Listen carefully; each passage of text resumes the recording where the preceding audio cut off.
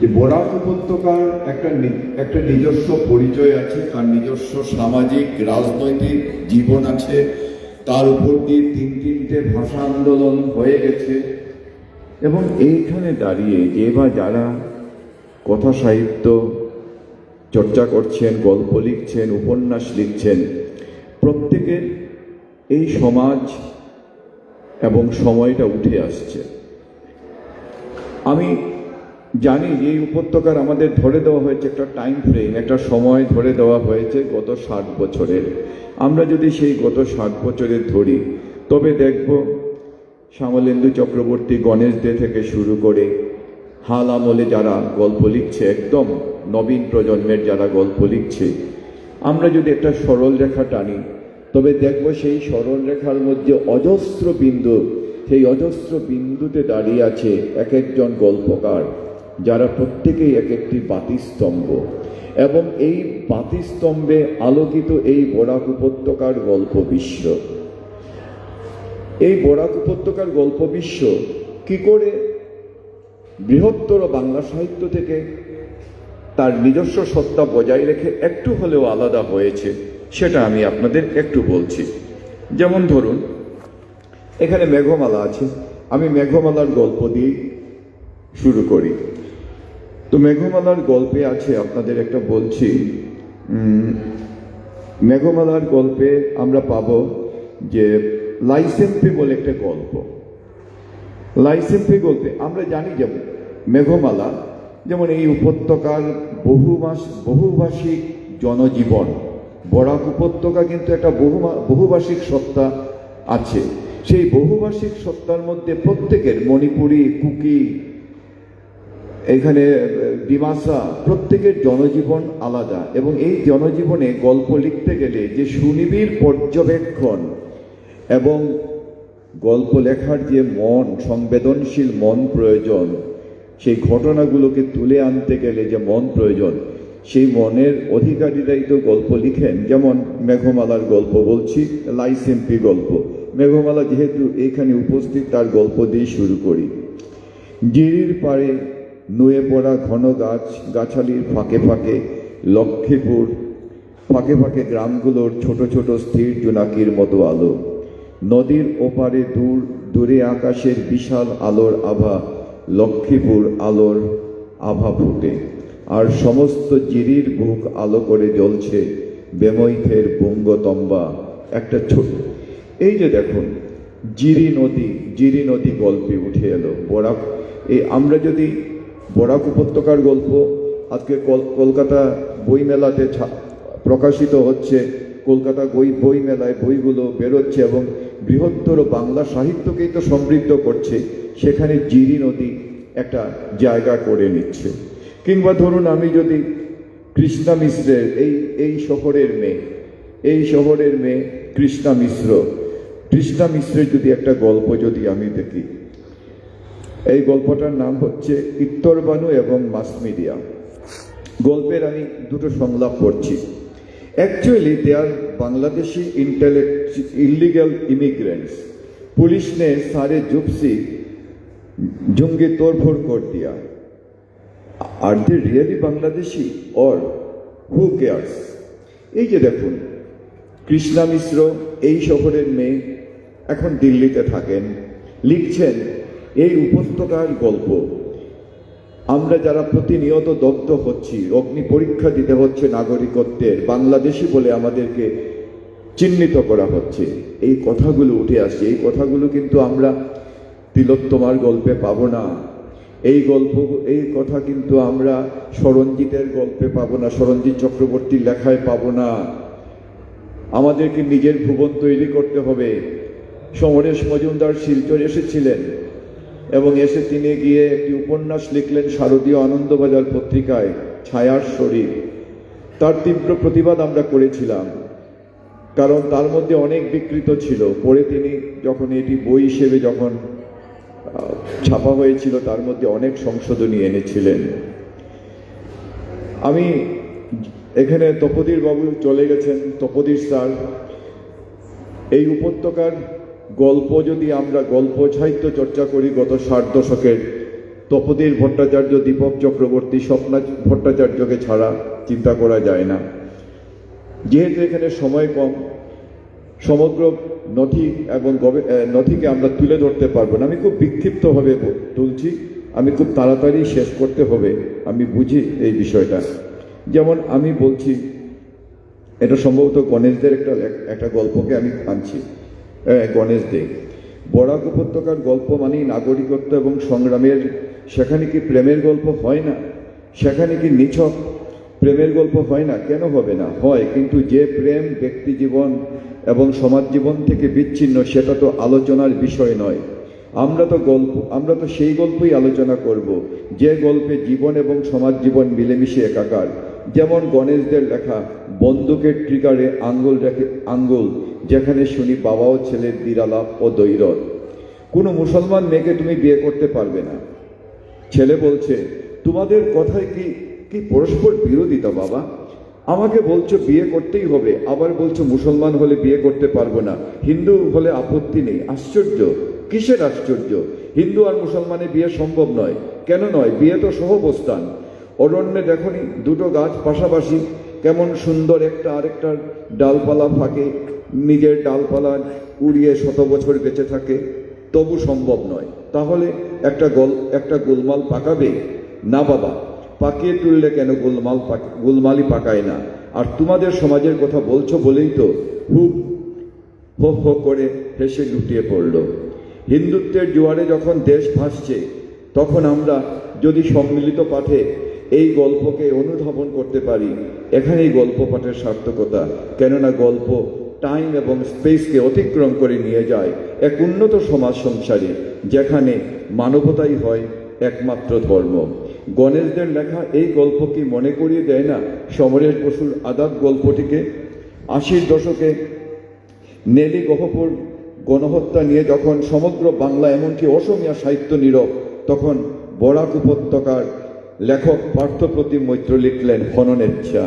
গল্পে দেখলাম কিভাবে নেলি গহপুরের গণহত্যা ব্যক্তি জীবনের মানসিক ভারসাম্যকে বিপন্ন করে আত্মহত্যার অন্ধকারের পথে নিয়ে যায়।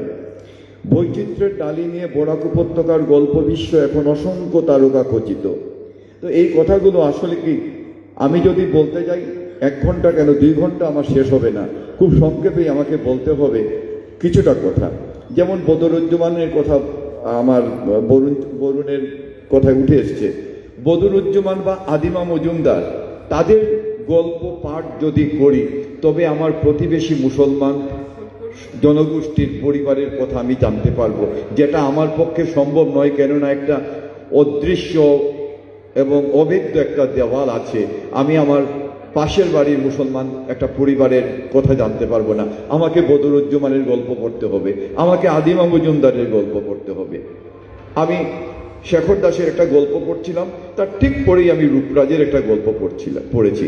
আমি আসলে শেখর দাসের গল্পের নামটা আমি ভুলে গেছি, আমি নামটা মনে করতে পারছি না। রূপরাজের গল্পের নামটাও এখানে আনছি না। আমি বলছি রূপরাজের 2টো গল্প বই বেরিয়েছে, সোনার হরিণ এবং বারকুশ। অসাধারণ, মানে শক্তি দিয়ে শক্তিশালী লেখা, কোনো ঔচিত্যবোধের নিগড়ে নয়। অনেক খোলামেলা আলোচনা, কারণ আমাদের ভিক্টোরিয়ান যুগ পার হয়ে আমরা এসে গেছি, সময় বদলে গেছে। ইলেকট্রনিক মিডিয়াতে আমরা যেসব জিনিস দেখছি, তার মধ্যে যদি আমরা যদি সেই অবগুণ্ঠিত নারীদের কথা বলি, তবে তো হবে না। আমি রূপরাজ ভট্টাচার্যের বারকুশ গল্পের 15টি স্বাদের গল্প আছে, ভিন্ন ভিন্ন স্বাদের। রূপরাজের অন্য আরেকটি প্রকাশিত গল্পের বই হচ্ছে সোনার হরিণ। বাস্তব সংসারে রক্তমাংসের চরিত্রকে অনুসরণ করেই গল্পের চরিত্র নির্মাণ করেছেন এবং ঔচিত্যবোধের বেড়াজালে আটকে না থেকে সাহসী উচ্চারণে জীবন ও যৌবনের দান্তিকতাকে তুলে ধরেছেন অসামান্য লিখন শৈলীতে। তো আমি জানি বিশেষ কারণ বদরুজ্জামান এবং আদিমা মজুমদারের কথা বলেছি, যে যত মেরুকরণ যত তীব্র থেকে তীব্রতর হচ্ছে, মানসিক দূরত্ব যত বেশি বাড়ছে, তত বেশি আমাদের এইটা পড়া প্রয়োজন। হঠাৎ করে সেদিন আমার হাতে এলো আমাকে বন্ধু বলেই ডাকে, লীনানাথের কবির একটি গল্পের বই। লীনানাথ মূলত কবি, কিন্তু লীনানাথের একটি গল্পের বই সবুজ প্ল্যাটফর্ম, গল্পের বইটার নাম সবুজ স্বপ্নের প্ল্যাটফর্ম। আমি জানি এই গল্প বইটি পড়তে পড়তে পড়তে পড়তে কি মনে হলো জানেন, যেন মনে হলো সেই বরাক উপত্যকার, আমি শেষ করে নেবো, আমাকে বলতে হবে না, আমি খুব তাড়াতাড়ি শেষ করে নেবো, কারণ কিচ্ছু করার নেই। আমাকে যখন ডেকে এনেছেন 2-4টে কথা বলতে হবে, না হলে বলবে যে কেনই আনলাম। যাই হোক, তো মঞ্জুরি হীরামণির আমি একটা কথা বলছি। মঞ্জুরি হীরামণির গল্প, তার চেয়ে বড় কথা কি জানেন, মঞ্জুরি হীরামণি একটি চিলে কোঠার বোধ হয় অনুগল্প জানেন, যে আজকে যেভাবে ক্রিকেট আমাদের টেস্ট ক্রিকেট থেকে যেভাবে আমরা T20-তে নেমে এসেছি, গল্প সাহিত্য তো অনেকগুলো পরিবর্তন এসছে, রূপান্তর এসছে। আমরা সেই শরৎচন্দ্রের মেজদিদি বা রবীন্দ্রনাথের ল্যাবরেটরি গল্পকে ছেড়ে আমরা যখন বর্তমান গল্পে এসেছি, গল্প তার ধারাবাহিক রূপান্তর থেকে রূপান্তর, সময় বদলে যাচ্ছে, জীবন বদলে যাচ্ছে, মানুষের হাতে সময় নেই, গল্প অণু থেকে পরমাণুতে যাচ্ছে। এই অনুগল্পের আমি দেখলাম সংকলন, তার মধ্যে একটা বিমূর্ত অ্যাবস্ট্রাক্ট গল্পের পরে যেন একটা রেস্ট থেকে যায়। এটা গল্প না কবিতা, কবিতা না গল্প, গল্পের সঙ্গে কবিতা, কবিতার সঙ্গে গল্প, একটা অদ্ভুত একটা সহাবস্থান আমি দেখি মঞ্জুরির গল্পে। এবং শর্মিলী আজকাল খুব ভালো লেখছে। শর্মিলা দত্ত আমি কলকাতা বইমেলাতে গিয়ে নবনীতা বসু হকের সঙ্গে দেখা, বলে আপনাদের এখানকার শর্মিলা খুব ভালো গল্প লেখে। আমি বললাম আপনি শর্মিলাকে চেনেন? বলে হ্যাঁ, আমি এবং শর্মিলা, আমাদের দুজনের বই তো বাংলাদেশে বিক্রি হচ্ছে। আপনি চিন্তা করুন, এই বরাক উপত্যকার মেয়ে শর্মিলা দত্ত, তার বই বরাক উপত্যকার, তার বই বা তার লেখা গল্প বা সংকলিত গল্প, হয়তো আমি জানি না, সেটা ঢাকাতে বাংলাদেশে বই মেলায় বিক্রি হচ্ছে। তো এইভাবে বঙ্গভুবনের বিস্তৃতি, তো বিস্তৃতির মধ্যে প্রত্যেকটি জায়গায় তার বরাক উপত্যকা তার স্বকীয় সত্তা নিয়ে কিন্তু বেঁচে আছে, স্বকীয় সত্তা নিয়েই বেঁচে থাকবে। তো আপনারা ইতিমধ্যে এই কথাগুলো আর বলার প্রয়োজন নেই, কারণ ইতিমধ্যেই এসে গেছে, কারণ শতক্রতু বেরিয়েছে। আপনারা জানেন বরাক উপত্যকা বঙ্গ সাহিত্য সংস্কৃতি সম্মেলন দুইটি গল্প সংকলন বের করেছে। কিন্তু একটা কথা কি জানেন, দুইটি গল্প সংকলনে তো আর সবার গল্প স্থান করা যায় না। আমরা যতজনকে পেরেছি করেছি। এবার জিতেন্দ্র, এই শহরের জিতেন্দ্র সম্ভবত আছে, আমি জিতেন্দ্রকে বলবো, জিতেন্দ্র তুমি আরও একটি গল্প সংকলন করো, তৃতীয় গল্প সংকলন যেন হয়। কারণ আপনারা ইতিমধ্যে জানেন যে এইখানের মধ্যে 1969 সালে শ্যামলেন্দু চক্রবর্তীর অনিশ, 1973 সালে মিথিলেশ ভট্টাচার্য, তপোধীর ভট্টাচার্যের যৌথ সম্পাদনায় শতক্রতু। আমি কাকে ছাড়বো বলুন, আমাকে তো সময় দেওয়া হচ্ছে না। অনিশকে ছেড়ে কি গত 60 দশকের বাংলা গল্পকে আমি আলোচনা করতে পারবো? শ্যামলেন্দু চক্রবর্তী কি অসামান্য গল্পকার, এবং শ্যামলেন্দু চক্রবর্তী ইংরেজির যদিও তিনি অধ্যাপক ছিলেন, বাংলায় লিখেছেন, কিন্তু তার চেয়েও বড় কথা তিনি যেভাবে, ঠিক না, মানে বিজ্ঞান ভিত্তিক যুক্তি চিন্তা তার গল্পের মধ্যে পাওয়া যায়। তার গল্প ঠিক যে অর্থে আমি বলবো একটা রেনেসার গল্প বলে, একটা নতুন নতুন প্রজন্মকে যেন একটা যুক্তিবাদী চিন্তায় উদ্বুদ্ধ করে, ঠিক যেভাবে আমরা জানি শরৎচন্দ্র বা ধরুন প্রেমচাঁদ মুন্সি করেছিলেন। একটা সময় দাঁড়িয়ে একটা অন্য সময়ের গল্প বলেছেন, একটা সময় দাঁড়িয়ে একটা উন্নততর স্বপ্ন বলেছেন। তো এই কথাগুলো বলেই আমি বোধহয় শেষ করতে হবে, কারণ তো আমি দেখি অনেক প্রস্তুতি থাকে, কিন্তু সেই প্রস্তুতিগুলো এই শহরের সাহিত্য পত্রিকায় যেসব গল্প উপহার দেয় সে তো আপনারা অনেকেই পড়েন। অরিজিৎ চৌধুরীর নাম না বললেই হয় না। অরিজিৎ চৌধুরী বরুণ শেখর দাসের কথা বলেছে। শেখর দাস অসুস্থ, গ্রিন হিলস হসপিটালে আছেন, প্রায় সংকটজনক জীবন সংকট। কালকে শুনলাম রক্ত নাকি হিমোগ্লোবিন 3-এর নিচে নেমে গেছে। তো শেখর দাস, তপোধীর ভট্টাচার্য, তাদের কথা বলবো কি। আরেকজন হচ্ছে দেবব্রত চৌধুরীর কথা বলেছে। দেবব্রত চৌধুরী সিনেমা বানিয়েছেন। দেবব্রত চৌধুরীর গল্প কি অসাধারণ সংবেদনশীল গল্প। হ্যাঁ, তো দেবব্রত চৌধুরীর কথা বলবো। বরাক উপত্যকার গল্প শুধুমাত্র বরাক উপত্যকার জনজীবনের গল্প কথাই নয়, বরাক উপত্যকার গল্প সাহিত্য আবহমান বাঙালির বাঙালিয়ানা এবং সাবেক এবং তার সংকটকে তুলে ধরে। দেখুন, আমি শেষ কথা বলবো, দেশ ভাগ হয়েছে। দেশভাগ শুধু এইখানেই আমাদের রেড ক্লিফ লাইনটা করেনি, রেড ক্লিফ লাইন পশ্চিমবঙ্গে হয়েছে, সর্বত্র হয়েছে। আমি পাঞ্জাবে গিয়ে দেখে এসেছি পার্টিশন মিউজিয়াম আছে, কিন্তু অত্যন্ত দুর্ভাগ্যের বিষয় পশ্চিমবঙ্গে দেশভাগ নিয়ে তেমন কোনো গল্প লেখা হয়নি আগে, সাম্প্রতিককালে লেখা হচ্ছে। দেবেশ রায় লিখেছেন বা আরও অনেকেই লিখেছেন, কিন্তু আমাদের এই অঞ্চলে কিন্তু দেশভাগ এখন একটা বিষয় হয়ে উঠেছে। এবং দীপেন্দু, আমার বন্ধু দীপেন্দু দাসের নামটা উল্লেখ করছি, দীপেন্দু পার্টিশন লিটারেচার নিয়ে বেশ কাজ করছে। তো যাই হোক, গল্প আমি আর বলছি না, গল্প রূপরাজের কথা বললাম, শর্মিলীর কথা বললাম, মঞ্জুরির কথা বললাম, শান্তশ্রী সব এখানে এসে কথা আজকে অন্যতম আলোচক হিসাবে আমন্ত্রিত ছিল। শান্তশ্রী মা হঠাৎ করেই পরপারে চলে গেছেন, যার জন্য শান্তশ্রী আসা হয়নি। শান্তশ্রী গল্প লেখে, খুব ভালো গল্প লিখে, এবং শান্তশ্রীর গল্পে প্রান্তিক শ্রেণীর জনগণকে তুলে আনে, এবং শান্তশ্রীর কোনো সংকলিত গল্প গ্রন্থ নেই। তো যে কথাটা বলছিলাম, শেখর দাস, তপোদীপ চক্রবর্তী, দীপক চক্রবর্তী, স্বপ্ন ভট্টাচার্য, মহুয়া চৌধুরী, গণেশ দে প্রমুখ ব্যক্তিরা এই বরাক উপত্যকার গল্প সাহিত্যের একটি উজ্জ্বল বাতিস্তম্ভ। যাদের নাম উল্লেখ করলাম তারা অনেকেই হয়তো নেই। তাদের ঐতিহ্যের অনুসরণ করে আধুনিক রচনা শৈলীতে, আধুনিক বিষয়ে বাংলা গল্প যে বিস্তৃতি বরাক উপত্যকায়, সেটা একটা বহমান। তার বহমানতা বন্ধ হয়নি, স্তব্ধ হয়নি। যদিও বলা হয় কবির শহর শিলচর অতন্দ্র যুগের পরবর্তী সময়, কিন্তু এই শহরে দাঁড়িয়ে শ্যামলেন্দু চক্রবর্তী, গণেশ দেরা গল্প লিখেছেন, এবং অসাধারণ অসাধারণ গল্প। আমি আমার বক্তব্যকে আর দীর্ঘায়িত করছি না।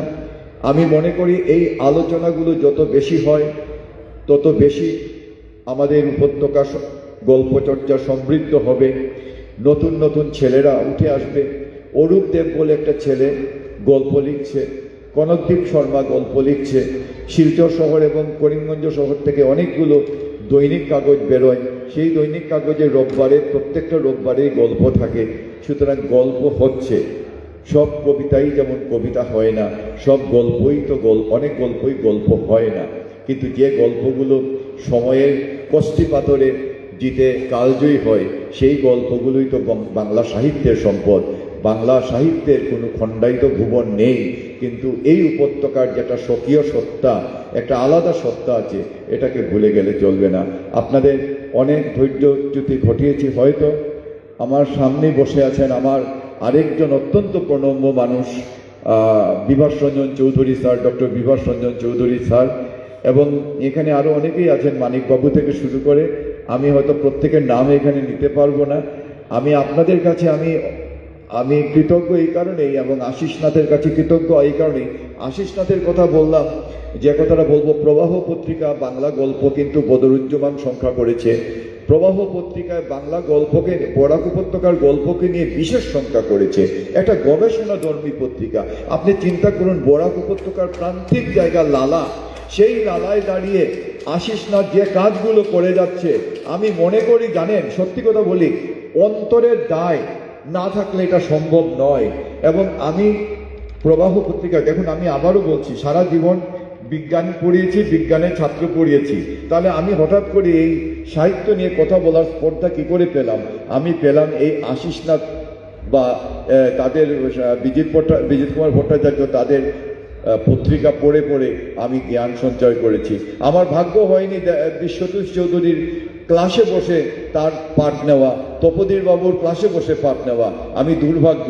আগামী জন্মে আমাকে জন্মান্তরে জিজ্ঞেস করা হয় তুমি আগামী জন্মে কি হবে, আমি বলবো আমি বাংলা সাহিত্যের ছাত্র হব। ধন্যবাদ, নমস্কার।